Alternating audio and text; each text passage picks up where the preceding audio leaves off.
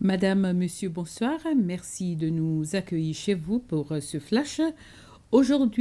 C'est aujourd'hui le 8 décembre, en la fête de l'Immaculée Conception et aussi la fête du diocèse de Port-Victoria que Monseigneur Alain Harel a reçu la charge du diocèse en tant que 10e évêque, après que Monseigneur Denis Vier a pris sa retraite. La cérémonie a été assistée par le président de la République, M. Weaver Ramkalawan, et la première dame, Linda, ainsi que d'autres dignitaires. Le cardinal Maurice Piat a demandé à Monseigneur Harel sa lettre de sa nomination venant du pape François, qui a été lue par le vicaire général, le père Edwin Mathiote. Le cardinal Piat a ensuite remis la crosse à Monseigneur Harel et lui a invité de siéger à la cathèdre. La crosse est celle de l'ancien cardinal Margéo qui lui a donné comme cadeau. L'armoirie du nouvel évêque, sculptée par l'artiste sculpteur Egbert Mardé, a pour devise « Vous êtes le sel de la terre, la lumière du monde ». Après avoir reçu la responsabilité du diocèse, les membres du clergé ont défilé devant lui pour montrer leur obéissance. Le cardinal Piat a décrit Monseigneur Harel comme un pasteur qui a été choisi pour diriger l'Église des Seychelles, ayant une expérience pastorale solide et sûre.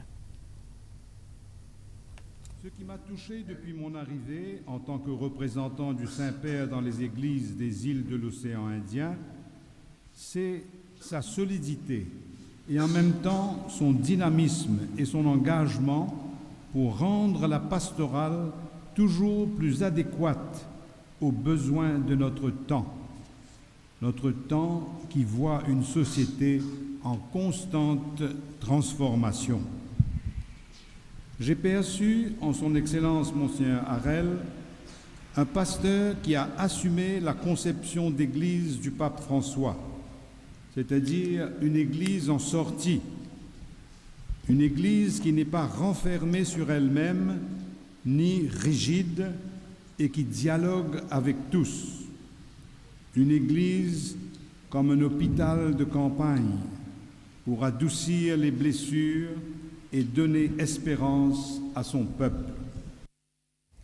La ministre de l'Emploi et des Affaires sociales et la ministre des collectivités locales et des affaires communautaires ont exprimé leur déception face à l'état du bureau de certaines administrations du district dans la région est de Mahé qu'elles estimaient avoir été négligées pendant de nombreuses années.